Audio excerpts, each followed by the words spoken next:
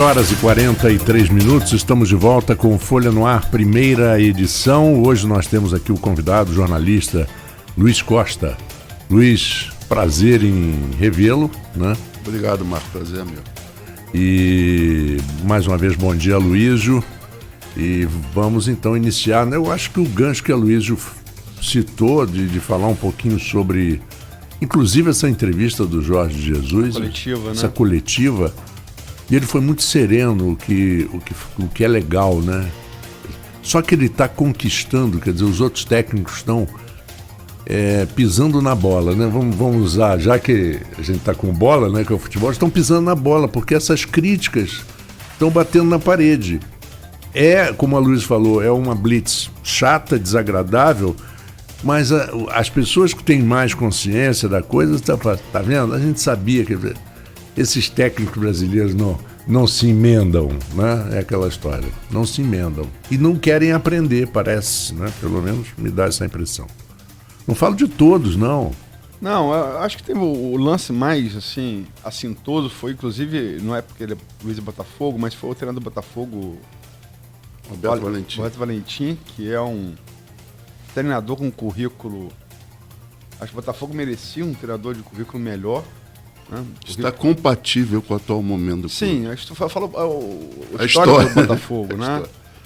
Estava melhor que o técnico anterior, que pelo menos buscava o jogo, propunha o jogo, não via tendo resultados, como o Fernando Diniz não teve no Fluminense, mas tentava recolocar o Botafogo, a tradição que o Botafogo tem, embora com todo o material humano, né, nem tão bom.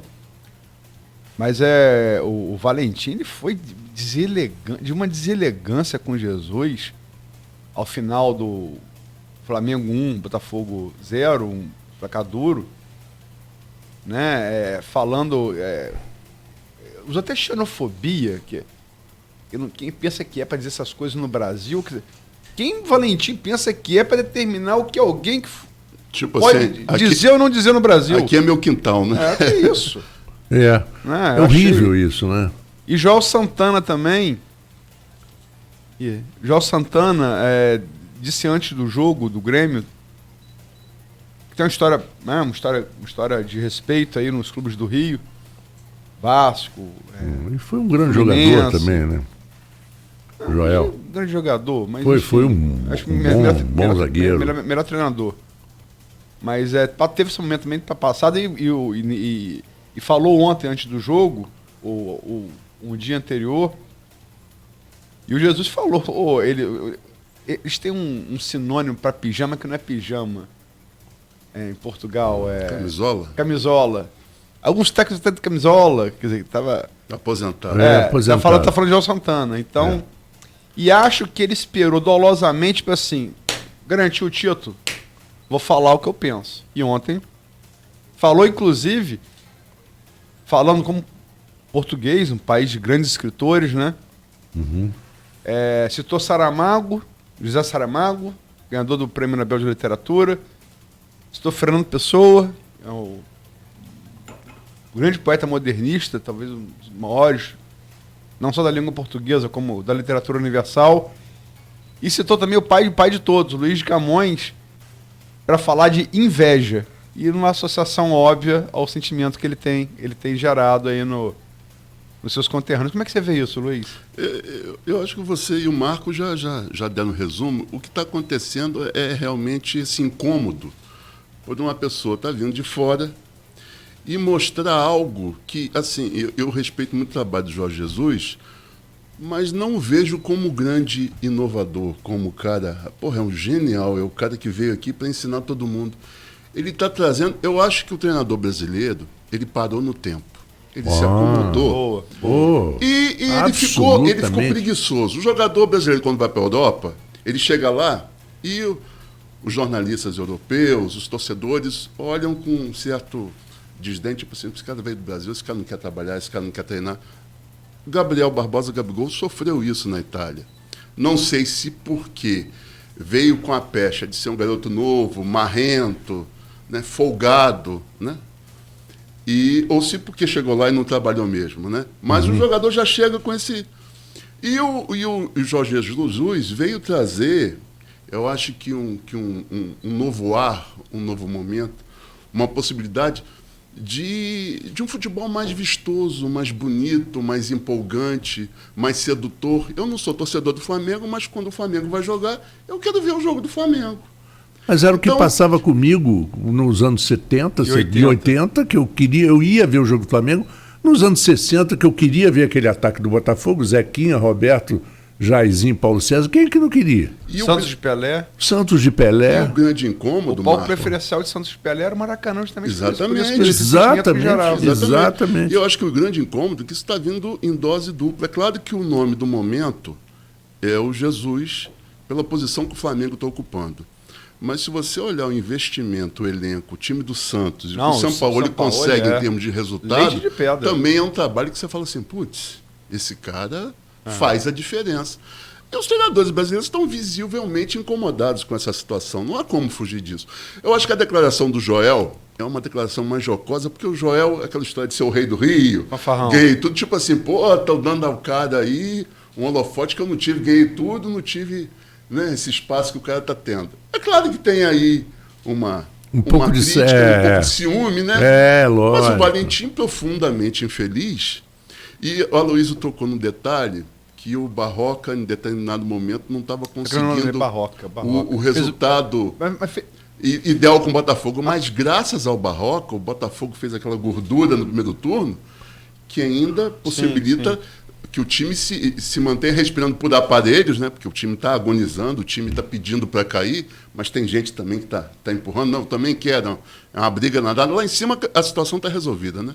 O Flamengo abriu 13 pontos, mas lá embaixo você vê situações, o Fluminense vai jogar em casa, vai ganhar o jogo, vai... Não, o time empata. E no final... O Ceará vai jogar em Santa Catarina contra o Chapecoense, tá morta, vai ganhar? Não, perde. Então a briga lá embaixo também, ninguém quer soltar lá E o que é engraçado, não sei se você nota... Perdão, só para... A briga do Z4. Vamos falar, o Flamengo é campeão brasileiro. Ponto. É óbvio. Isso é campeão brasileiro. O que o Flamengo, a disputa do Flamengo hoje em relação ao brasileiro é se vai ser o maior campeão da era dos pontos corridos ou não. A briga é essa. A briga é com o Corinthians, o Corinthians com São Paulo. E vai ser, né? Não. Parece que faltam 2 pontos, é isso? Ele tá, assim, na atual rodada ele é. Mas tem que ver o desempenho. O desempenho até o final. E como você bem lembrou, a gente tem sábado aí, se o Flamengo de repente perder pro River, o que tá tudo dentro desse pé. Eu acho o seguinte, perguntaram o que eu acho desse jogo, Flamengo e River. Eu vou falar, o Flamengo pode tomar de 5-0, pode ganhar de 5-0 e pode ser um jogo muito duro. Eu não tenho nenhuma... E volta a velha história. Mas se o Flamengo perder pro River, isso pode causar um impacto psicológico do time. Sim. Pegar uma descendente, né? E a questão do jogo único, eu acho que é um outro tema que é bastante polêmico. A briga do G4, como do Z4, estão bastante acirradas. Sim. Quem vai ter vaga para Libertadores, gente torcendo para o Flamengo ser campeão da Libertadores para abrir outra vaga. E do Z4. Interessante que o Fluminense, por exemplo, bota 1-0, jogando bem. Interessante é isso. E podia ter feito 4, como sempre. Todo jogo é isso. É bola na trave, é bola para cima. Marca em alguns momentos. Não consegue fazer o gol. A coisa não caminha, não vai. Não tem jeito. Eu, como botafoguense, eu tenho uma larga experiência para falar disso. Resiliência. Não vai, não adianta. Em alguns momentos. E outra coisa, vai até o final, até a última rodada. Nós vamos ganhar 2 jogos agora. Não. E outra coisa, eu sou meio profeta nesse caso, o Botafogo faz o último jogo contra o Ceará no Engenhão.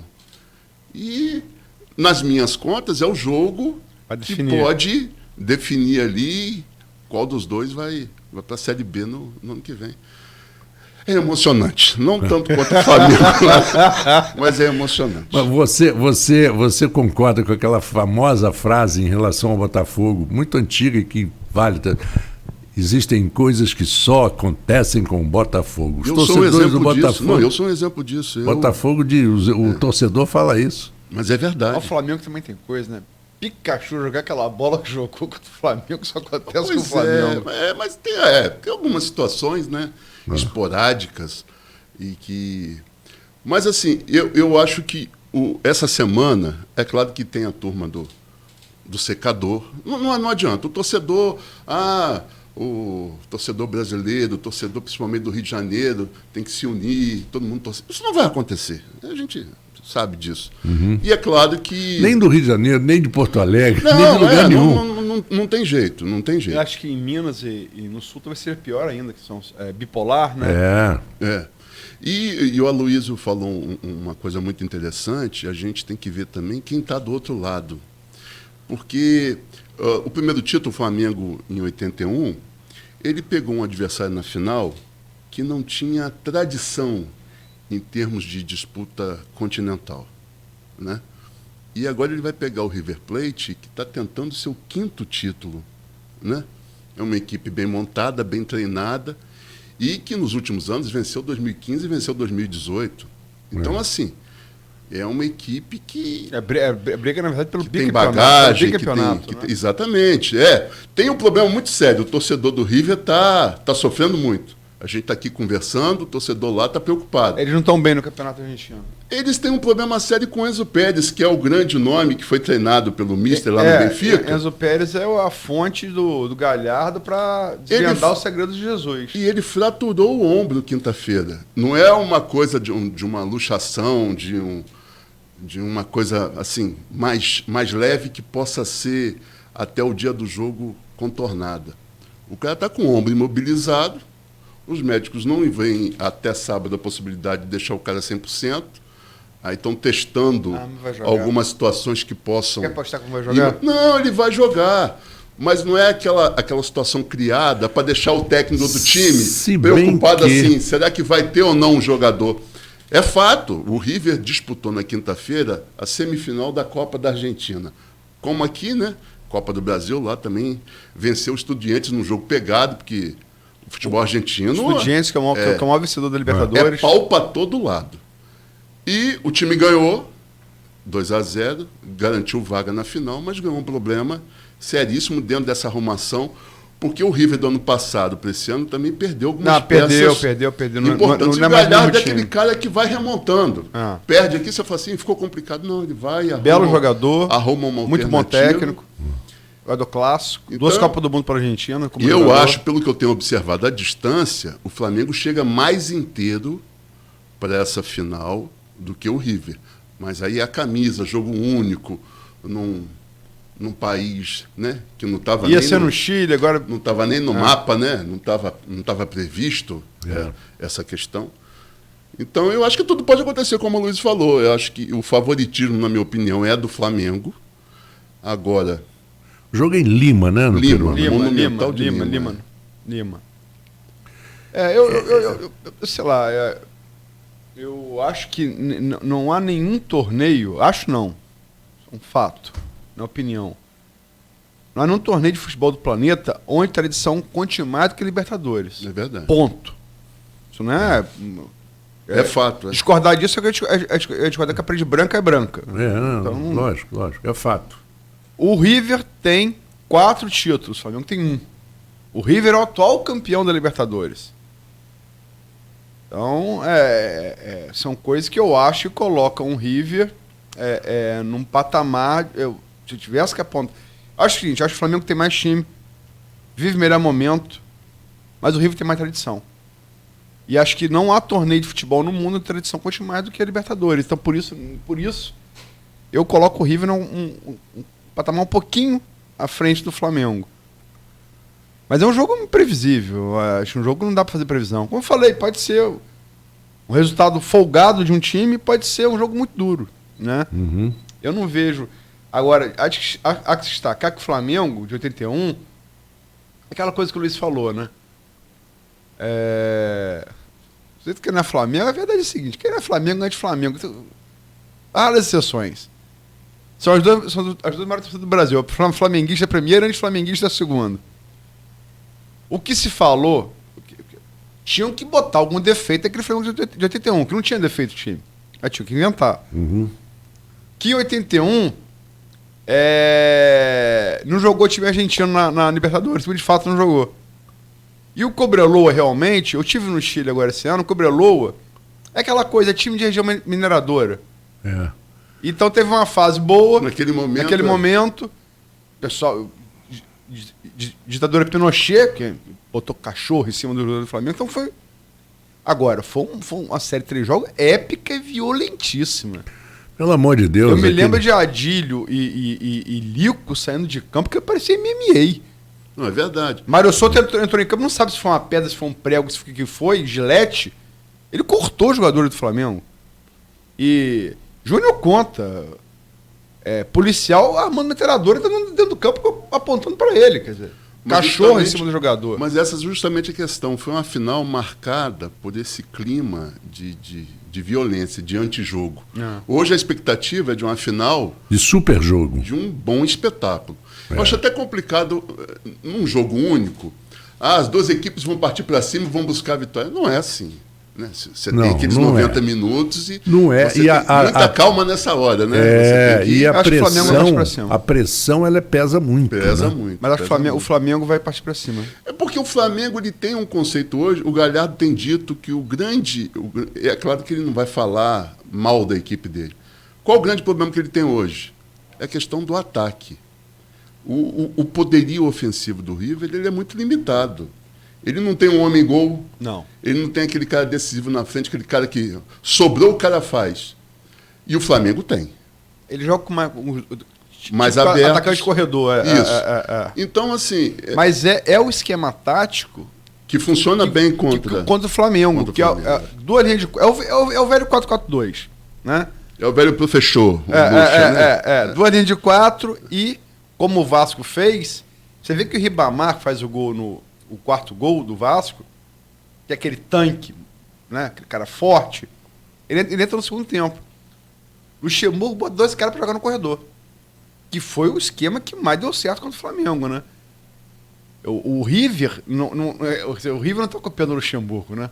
Como até o Ribamar falou, liga pro professor aqui. Professor da Galhardo, professor da gente. Esse papo nosso está muito interessante. O River joga como o Vasco joga. É. O River é muito mais time que o Vasco. Mas assim, o esquema tático que eu estou querendo dizer. 2 linhas de 4 e 2 homens no corredor. Mas eu queria ilustrar, Luiz, com algumas frasinhas do Jorge Jesus. Primeiro ele diz aqui, vim para o Brasil, sou um treinador como eles. Não vim tirar lugar de ninguém, não vim ensinar a ninguém, não sou melhor nem pior do que ninguém. Queria lembrar aos meus colegas que em Portugal já trabalhou brasileiros, Scolari, e ele é acarinhado pelos portugueses, assim como Autuori, René Simões, Abel e muitos outros. Abel, antecessor dele, né, Autuori, ele falou, é verdade. E ele diz aqui, quando estiveram lá, tentamos aprender. Não havia essa agressividade verbal que há comigo. Não entendo essas mentes fechadas. Não me incomoda. Quero que meus colegas cresçam. Não sabem o que é globalização. De uma vez por todas, tirem os fantasmas da cabeça, porque o Brasil tem grandes treinadores. Então, ele foi inteligentíssimo. E ele disse uma coisa aqui que você falou, que é pura verdade. Nosso grande objetivo era os 3... Não, aqui. Favoritismo... xingamentos. Os melhores são os que têm mais adversários contra. No Brasil, o Flamengo é uma nação. Há torcedores que são contra o Flamengo. É saudável e é preciso isso no futebol com respeito. Estou muito mais preocupado com expulsões do que com torcedores xingando. E aí bate naquela história que você falou do Arão e do Gabigol. Do Arão, Eu acho que são 2 jogadores. Você olha para um Gerson, por exemplo, um iceberg. Não preciso... Não vai entrar nessa. Eu acho que a grande questão aí também é que no final da partida, o Gabigol foi entrevistado e questionado sobre a questão da expulsão. Ele falou que isso aí é tranquilo, a questão mínima que dá para corrigir.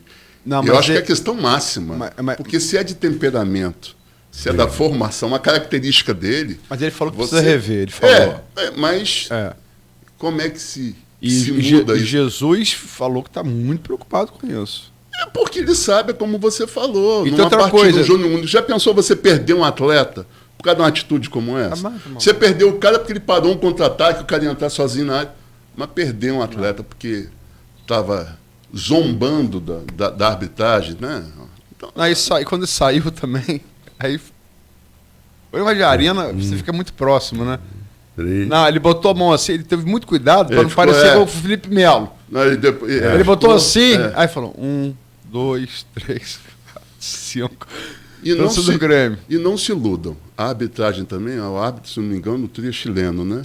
Trio chileno. O cara já vai pro jogo com o perfil de cada um. Ó, já sabe ali é o quem. encrenqueiro, aquele atacante é o espertalhão, aquele ali é o caicai. E a ficha dele, né? Vem escrito lá, né? Então, a pessoa com o Gabigol já é marrento, né?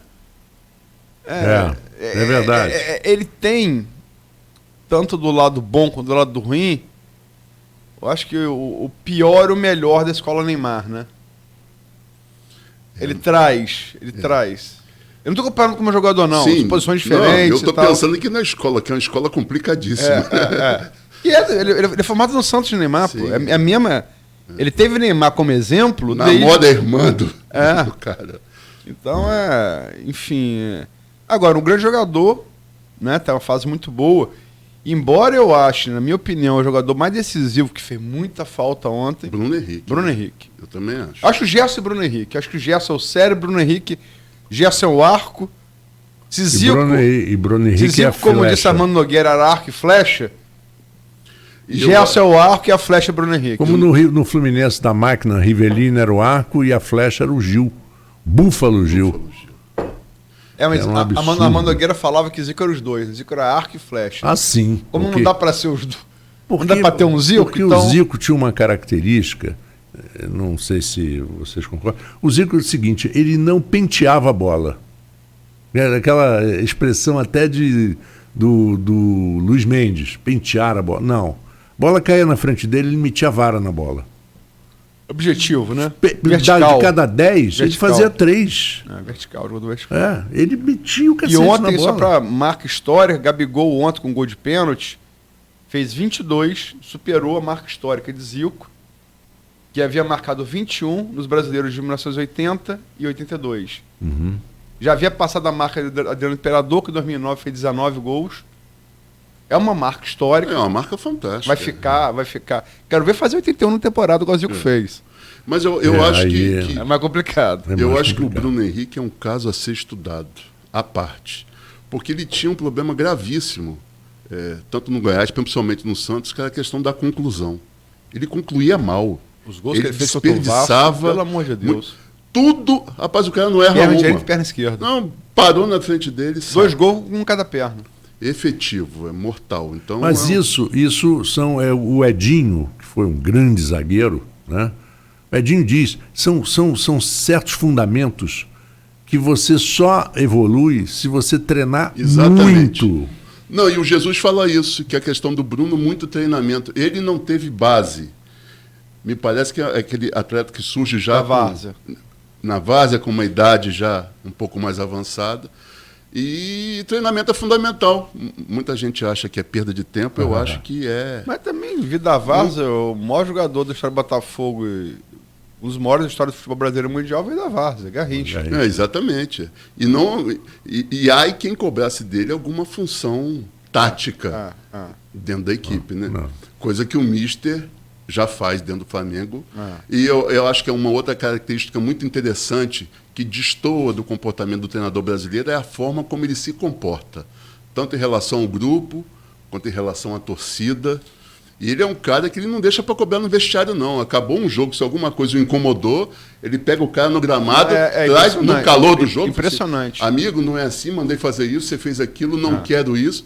Não dá tempo, acabou não. O jogo, ele aquela coisa que é... Qual é o posicionamento?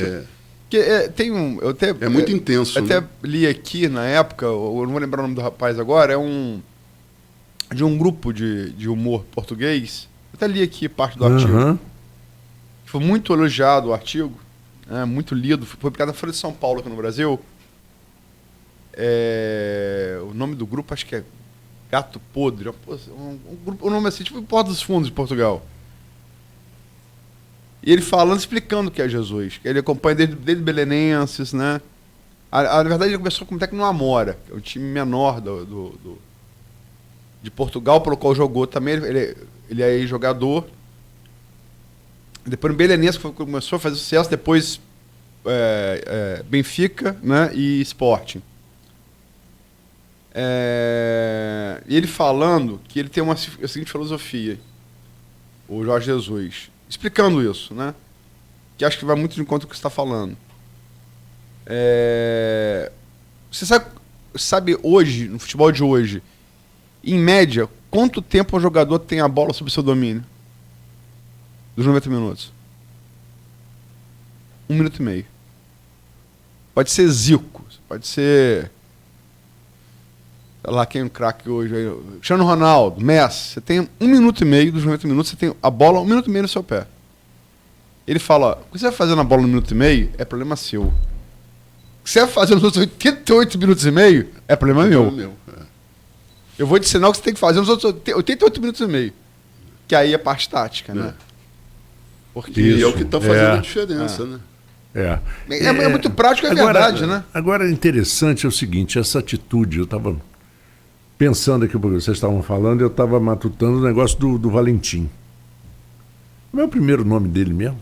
Alberto Valentim. Ele foi jogador de futebol? Foi lateral direito. Foi lateral direito?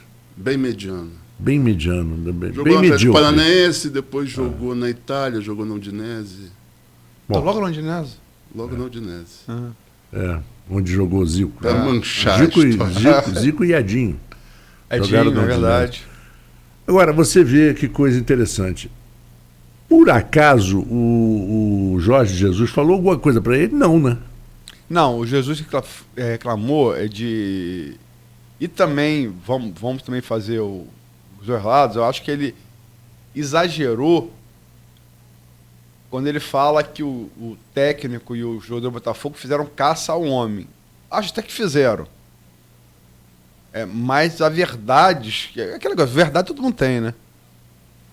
Verdade, você fala, você ouve. Então, lógico, eu acho lógico. Quem fala o que Jesus, ele, em respeito ao treinador, que depois mostrou não merecer respeito, mas sobretudo aos atletas de torcida do Botafogo, ele não deveria ter pegado tão pesado. Embora não tenha falado nenhuma mentira.